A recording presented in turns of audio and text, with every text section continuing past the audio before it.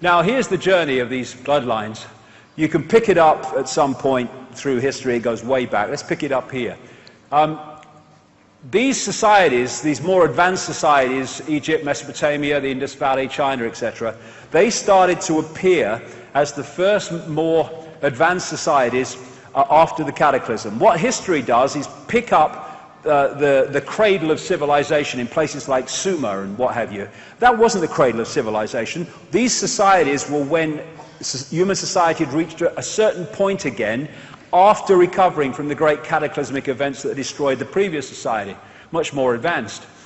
In this area of the world, Sumer, which is now, of course, Iraq, became Babylon, why there's so much Babylon symbolism in human society today. Egypt, a lot of the bloodlines came from here, but they were seeded all over the world, and they talked about entities interbreeding with humans and creating royal bloodlines and what have you in various tablets found in Iraq, under Iraq in the last century or so. And these bloodlines moved out into northern Europe. They became the founders of Rome, and they interbred with other bloodlines in Europe, and they became the European royal families and aristocracy. And eventually, through the great British Empire, the French Empire, great only in size, by the way, in my view, and other European empires, they sent these bloodlines all over the world in the great colonial frenzy of taking the planet over. But there's two types of control. One has a finite life, one has an infinite life until it's exposed.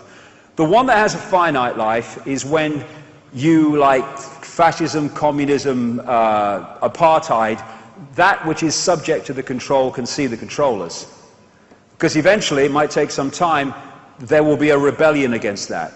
The greatest form of control is control you can't see, where they give you a vote every 4 or 5 years, and yet behind the scenes, the same people are in power behind the scenes all the time, no matter who's officially in power in politics. And that's what they did in the colonial system. They apparently withdrew back into their countries and gave independence to the former colonies like the United States and Canada and etc. around the world.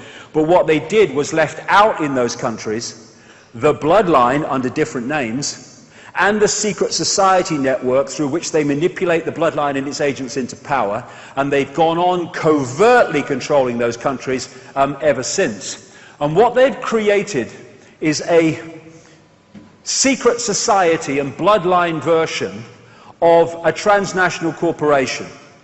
What happens with a transnational corporation? Take McDonald's, please. Take McDonald's, if you will, as far as you can. But take McDonald's as an example. They have a headquarters in America, and in each country they have subsidiaries. And the subsidiaries carry out the diktats of the headquarters. And thus, if you go into a McDonald's in Russia or Australia or South Africa or wherever, you go into basically the same McDonald's. What they've done with the Bloodline Global Network is they have a headquarters. Funnily enough, America's very, very influential, but the headquarters is in Europe. It's in places like the City of London, Rome, Brussels, Berlin, etc., Paris. And from the center, they have subsidiaries in the different countries. These are subsidiary networks of bloodlines under different names and the secret society network within that country. And that network's brief or job is to impose in their sphere of influence, their country, what is centrally dictated from the headquarters. Thus, as I've traveled around the world, I've seen the same things being introduced in different countries around the same time, often justified by the same excuses. And it even goes further, because the national network has subsidiaries in the towns, cities and communities. And thus, from the headquarters, they can manipulate down into a local community, if they wish, through this network. And they've created this structure in which they have not just infiltrated, but created the organizations that run and control the direction of the world. I get into some of them. But what the vast, overwhelming majority of researchers into this conspiracy do not see, or do not want to go there, is the fact that there comes a point where this human network goes up into or out into other dimensions of reality, and the dictating force is not human. And common themes. The number of times you see around the world depictions in different societies of half human, half reptile entities. This is obviously in Asia. And the depiction of the interaction between reptilian entities and humans, and part human, part something else.